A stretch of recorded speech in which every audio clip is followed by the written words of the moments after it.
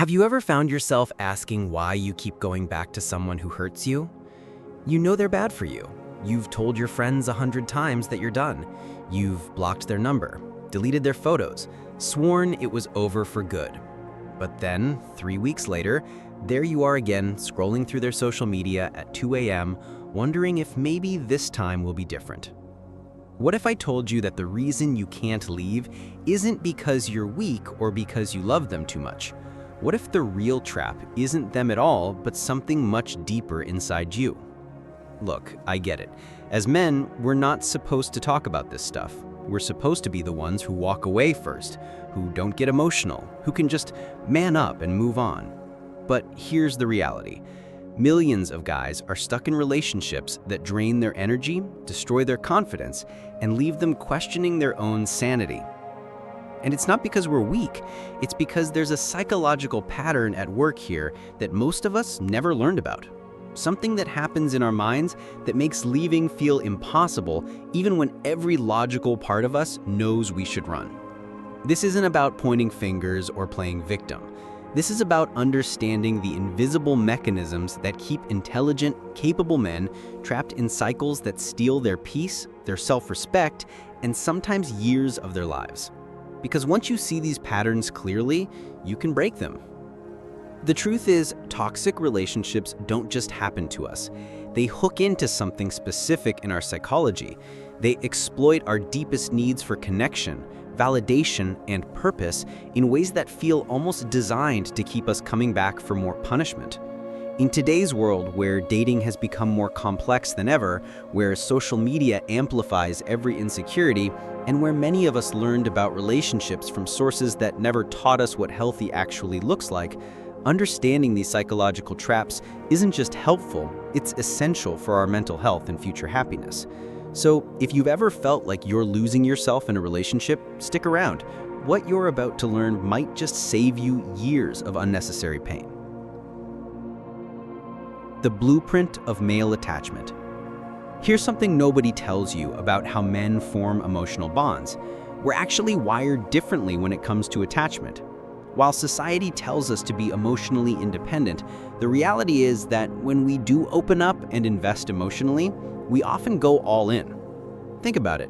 Most guys don't casually date 10 people at once or keep their options open the way we're told women do.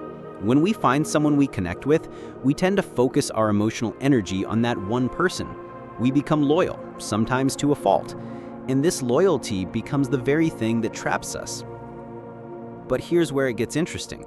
If you grew up in a household where affection was conditional, where love depended on your performance, your achievements, or your behavior, your brain learned a dangerous lesson, that love is something you have to earn and keep earning.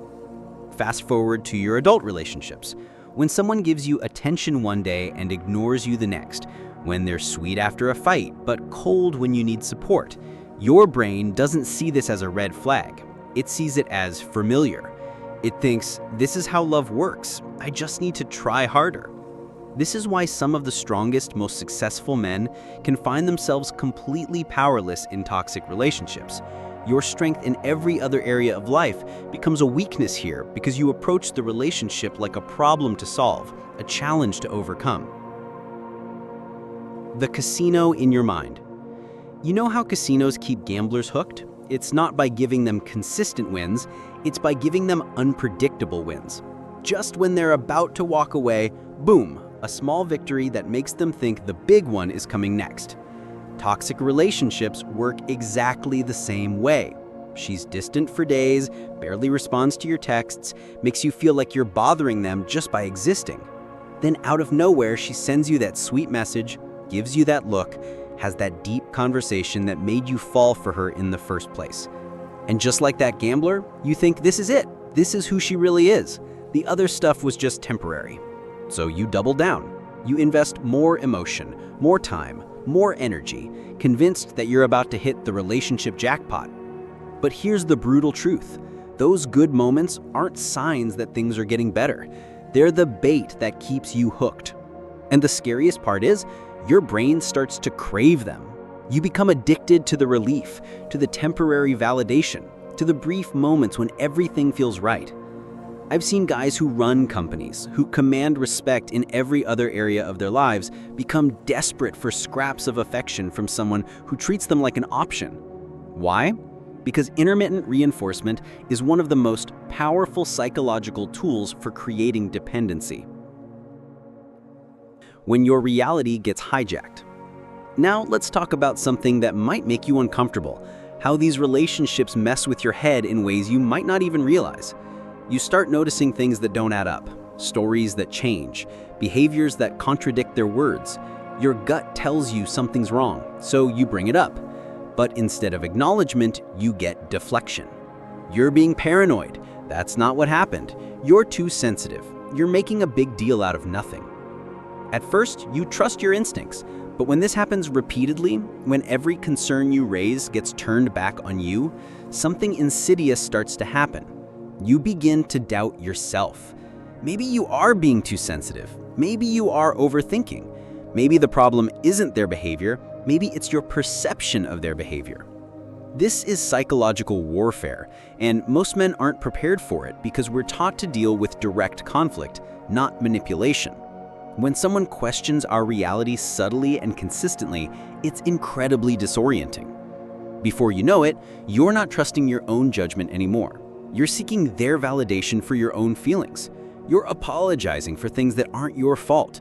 You're walking on eggshells in your own relationship, constantly monitoring your behavior to avoid triggering their mood swings. The fear that keeps you paralyzed. But even when you see all this clearly, even when you know you're being manipulated, why is leaving still so hard? For men, walking away often means confronting some deep fears we rarely talk about. The fear that we failed, the fear that we couldn't fix the relationship, the fear that giving up makes us weak or that we didn't try hard enough. There's also something else, the fear that this might be as good as it gets. If you've been beaten down emotionally for months or years, if your confidence has been systematically destroyed, the idea of starting over feels overwhelming. What if I can't find anyone else? What if I'm the problem? What if I'm throwing away something good because I can't handle a little drama? These thoughts feel rational in the moment, but they're coming from a brain that's been programmed by the relationship that's hurting you. And here's what's really messed up. Often, the worse the relationship gets, the harder it becomes to leave. Because leaving would mean admitting that all the pain, all the effort, all the sacrifices were for nothing. It would mean facing the reality that you invested your time and energy in someone who never truly valued you. Breaking the invisible chains. So how do you break free from something that's rewired your brain? First, you have to understand that this isn't about willpower. This isn't about being strong enough or man enough to just walk away. This is about recognizing that you're dealing with psychological conditioning that's specifically designed to keep you trapped. The most important step is cutting contact completely. Not taking a break, not staying friends, not keeping communication open for closure, complete separation. Because every interaction resets the psychological conditioning. Every text, every call, every casual encounter pulls you back into the pattern. Next, you need to reconnect with who you were before this relationship consumed your identity. What did you enjoy? What gave you confidence? What made you feel like yourself? Those things didn't disappear. They were just buried under months or years of emotional manipulation. Finally, you need to rebuild your standards. Not your standards for other people, but your standards for how you allow people to treat you.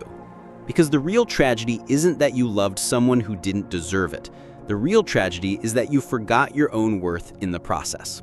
Look, recognizing these patterns doesn't make the pain go away overnight, but it does give you something powerful: clarity.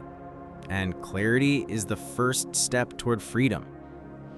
The psychological traps we've talked about, the attachment patterns, the intermittent reinforcement, the reality distortion, they all lose their power when you can see them clearly. They only work in the shadows when you're confused about what's happening to you. So here's your homework.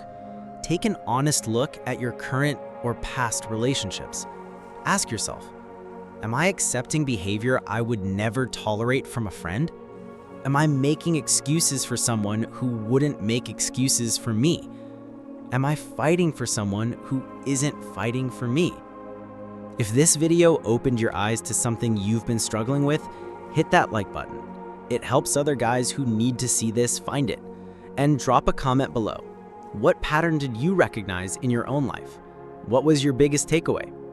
Your story might be exactly what another man needs to hear to finally break his own cycle. Subscribe if you want more content about psychology, relationships, and reclaiming your mental strength, because understanding your mind is the ultimate power move. Remember, you deserve better than walking on eggshells in your own life.